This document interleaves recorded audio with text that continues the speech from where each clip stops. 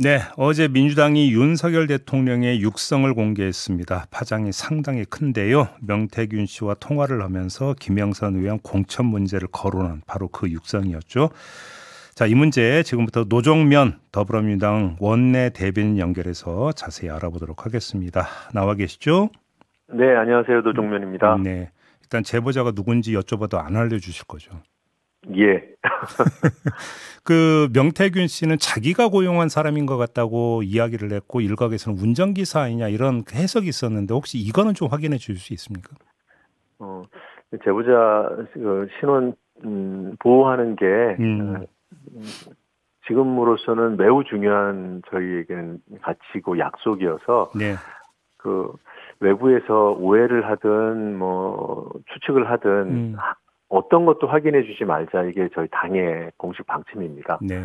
예. 그건 뭐 충분히 이해를 주십시오. 하고요. 그럼에도 네. 불구하고 이 질문을 드렸던 이유는 그러면 제보자가 그 제공한 육성이 어제 네. 공개된 그 육성 하나만 있는 것이 아니면 추가로 더 있을까? 이게 지금 궁금해서 여쭤보는 건데요. 그냥 이거에 대해서 혹시 답변을 주실 수 있습니까? 윤석열 대통령이나 김건희 여사 육성으로 한정을 하면 더 네. 있습니까? 공개할 예정인 게 있나요? 그것도 확인해드리기가 어렵고요. 그것도 이제 당 방침으로 정했어요. 어제 회의를 통해서. 네. 그리고 녹취들이 지금 어떤 내용을 담고 있는지 정확히 다 분석된 게 아니에요. 지금 여러 경로로 이제 막 들어오기 시작을 해서 이전에 들어왔던 것에 대한 분석은 끝났지만 최근 며칠 사이에 새롭게 들어오고 있는 것들은 분석이 아직 안 되고 있습니다. 소수 인력으로 분석하기에 버거울 정도로 양이 많아서 그 안에 어느 정도로 보도 가치가 있는 것들이 들어있는지는 확인을 해봐야 합니다. 그러면 아직 의원님께서도 이 녹취 네. 내용이 어떤 게 있는지 다 확인이 안 되는 상황입니까? 그러면? 3분의 1도 못 들어본 것 같아요, 아직. 그래요? 대략 봐도 제가 지금 국정감사 기간이어서 이런저런 일을 하고 이제 보안 유지를 하면서 해야 되기 때문에 지금까지는 그 들어본 사람이 진짜 극소수예요. 당내에서. 이걸 조금 더 확장해야 되지 않을까라는 생각이 들 정도로 양은 좀 많습니다. 확장이 이제 실무진 얘기하는 거죠? 네. 그 정도로 양이 많습니까? 적지는 않아요. 그래요? 그 안에 어느 정도의 내용이 들어있는지는 확인이 필요한 부분이고요. 그래요. 양이 너무 많다고만 하면 너무 또 기대하실까봐 또 약간 걱정이 되긴 하는데 그냥 담백하게 들어주십시오. 파일의 양은 많습니다. 그 안에 어떤 내용이 들어있는지는 아직 정확히 확인되지 않았어요. 다 확인해봐야 됩니다. 그래요. 그러면 제가 그 질문 각을 좀 돌려서 이거 질문 하나만 더 드려볼게요. 어제 공개한 내용은 김영선 의원 공천과 관련된 육성이었잖아요. 예. 혹시 지금 또 하나 그러니까 중대한 문제인 여론조사 문제 있지 않습니까? 여론조사 조작, 그다음에 그 여론조사 비용 문제. 이 여론조사와 관련된 어떤 그 추가 그 음성 파일이 나올 가능성도 있다고 봐야 될까요? 그 가능성은 다 열려 있다고 보시면 됩니다. 제가 하나하나 들을 때마다 이런 내용도 있었어? 이러면서 듣거든요. 어떤 내용이 들어있는지 정말 잘 모르겠어요. 그래요? 짐작이 안 돼요. 지금 짐작하는 것은 무의미하다고 저는 판단합니다. 그래요. 그러면 그 가능성 그리고 그 음성을 한 번 들었을 때 받았던 느낌하고 반복해서 들으면서 거기에 있는 디테일들을 확인하는 과정에서 또 드는 판단이 또 달라요.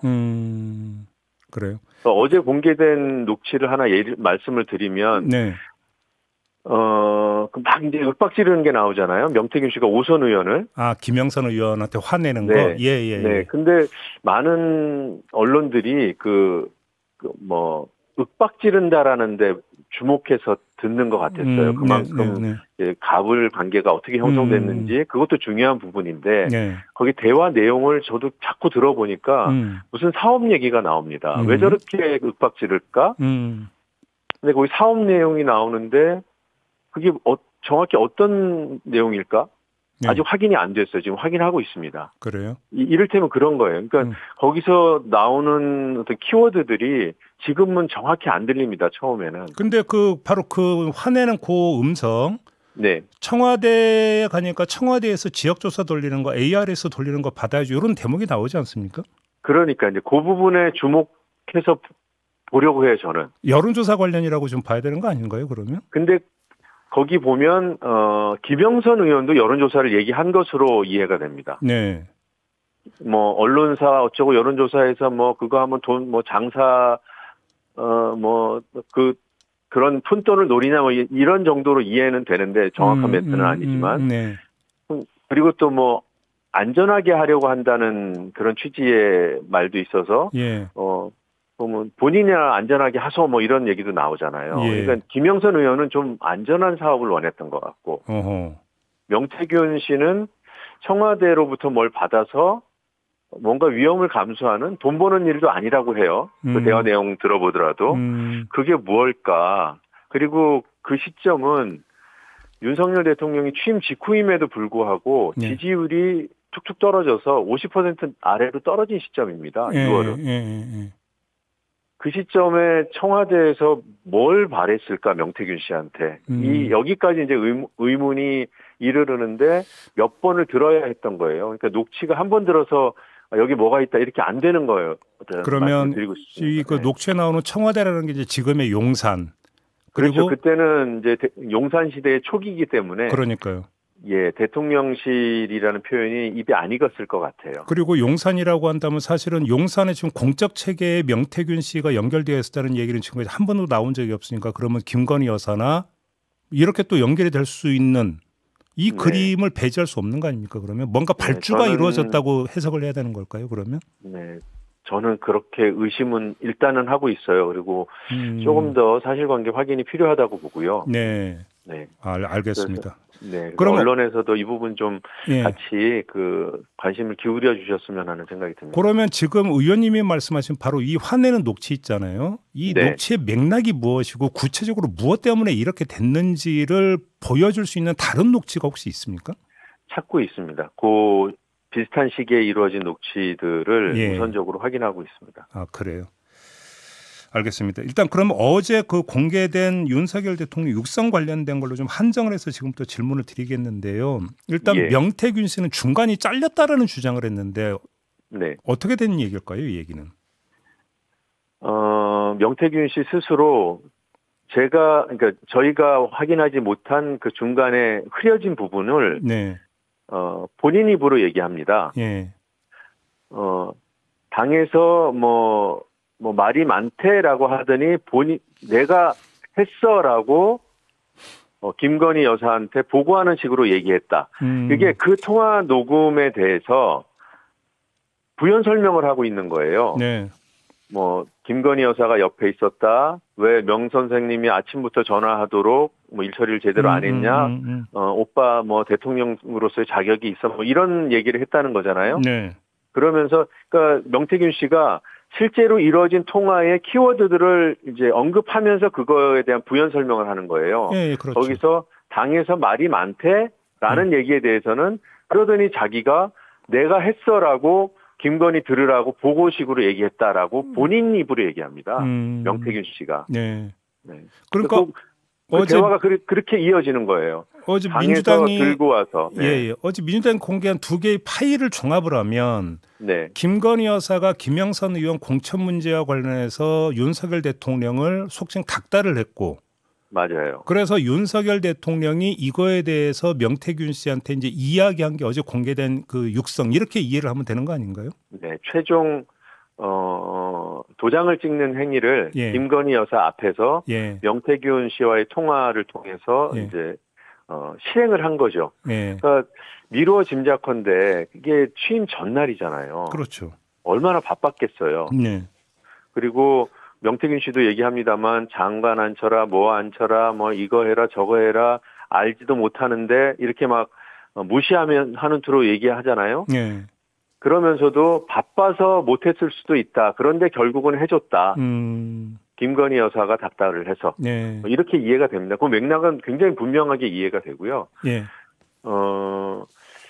글쎄요, 하여튼 그리고 나서 이제 김건희 여사가 바로 또 전화를 해서 본인이 받았다고 하고 그리고 거기에서 언급되는 내용들이 시기에 맞고 또 윤상현한테 전화했다라는 게 윤상현 그 당시 공관위원장이어서 위치도 맞고 내일 취임식에 꼭 오세요.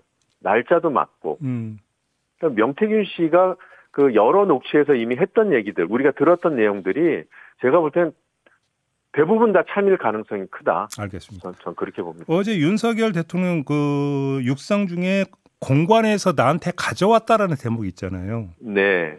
혹시 이걸 좀 더 입증하거나 구체적인 내용이 무엇인지를 알 수 있는 혹시 다른 녹취나 이런 것들은 없습니까?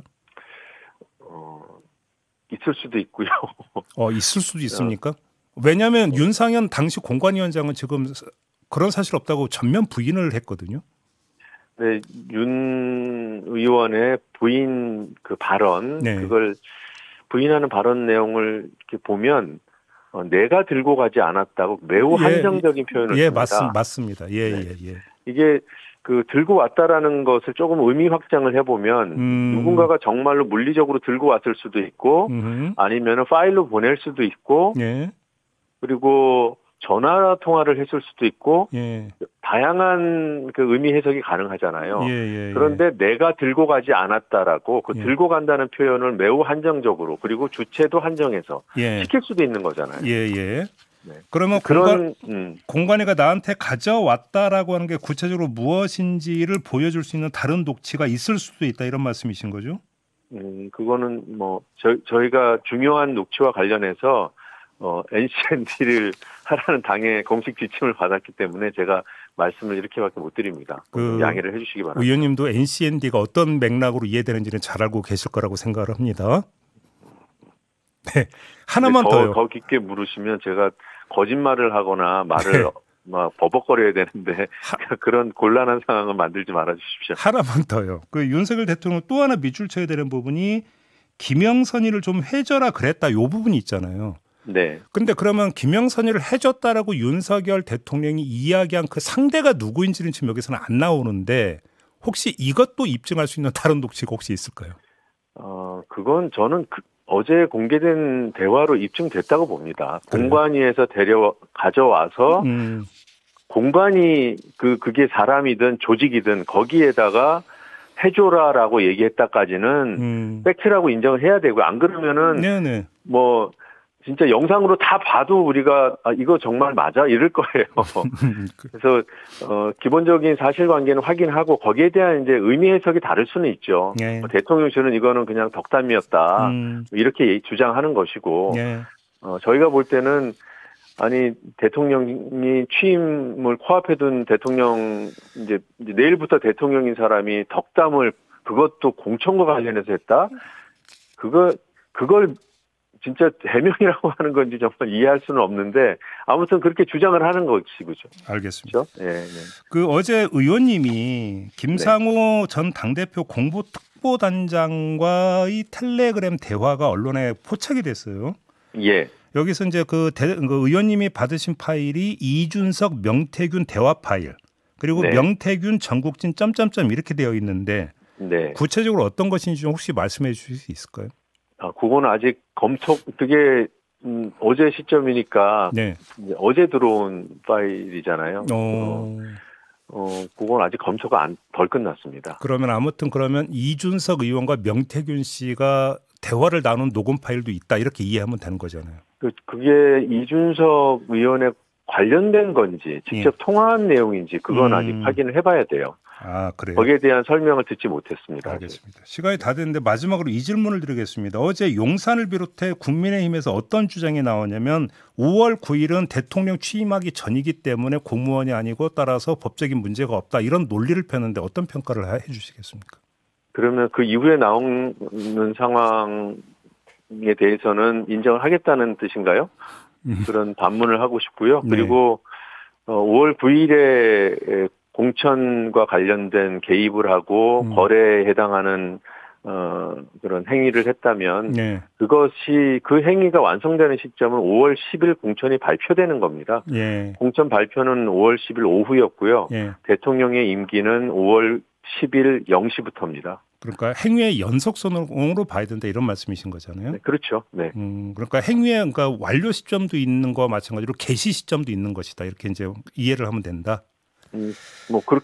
개시 시점은 그거보다 더 앞섰을 것 같고요. 그렇죠, 그렇죠. 여러 노력을 하다가 윤핵관의 반발에 부딪혀서 어려움을 겪다가 네. 결국 막판에 정리를 한 거거든요. 네네네. 네.